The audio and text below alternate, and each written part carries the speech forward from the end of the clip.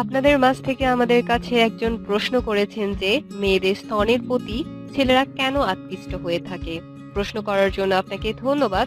আপনাদের কারো যদি কোনো প্রশ্ন থাকে তাহলে অবশ্যই আমাদের কমেন্টের মাধ্যমে জানাবেন, আমরা ওই বিষয়ে ভিডিও বানাতে চেষ্টা করব।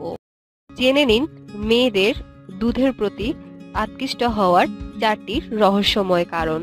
নারী শরীর ছেলেদের কাছে সবসময় রহস্যময়। সব পুরুষে নারী শরীরে স্পর্শ করার সঠিক সময়ের জন্য অপেক্ষা করে থাকে।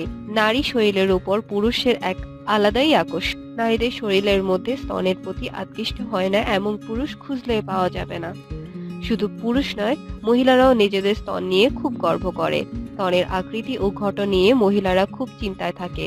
স্তন আকারে ছোট হলে বা আকার ঠিক না থাকলে ঝুলে গেলে মহিলাদের অতিরিক্ত চিন্তায় পড়ে যান। কিন্তু কেন কেন স্তনের প্রতি এত আকর্ষণ? বিশেষজ্ঞদের মতে এর পিছনে কিছু কারণ রয়েছে, সেগুলো জেনে নেওয়া যাক। প্রথম কারণ হলো মেয়েদের স্তন সুগঠিত হলে দেখতে অত্যন্ত সুন্দর দেখায়। সে যেমন আকৃতির হোক না কেন, পুরুষ তা দেখে আকৃষ্ট হবেই। সুন্দর স্তন মহিলাদের এক আলাদা ব্যক্তিত্ব এনে দেয়। একটা মেয়ের দিকে তাকিয়ে তার স্তনের দিকে চোখ আটকে যায় প্রতিটি পুরুষের। এ কথা শুনতে খারাপ লাগলেও কথাটা 100% সত্যি। স্তন হলো নারীদের প্রতীক। স্তন পুরুষ ও নারী শরীরের মধ্যে পার্থক্য তৈরি করে। না হলে বাইরে থেকে নারী পুরুষের পার্থক্য করা সম্ভব নয়।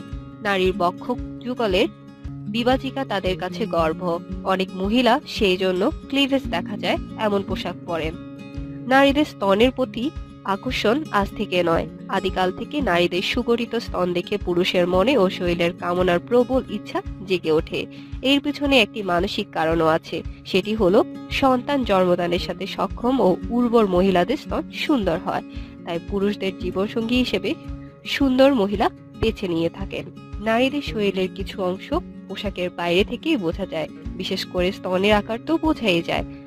তেমন ঘটন হলে পুরুষের চোখ সেদিকে আটকে যায়। চোখে দেখে মনে এবং শরীরে যে কামনার আগুন জ্বলে ওঠে তাকে বলা হয় ভিজুয়াল স্টিমুলেশন।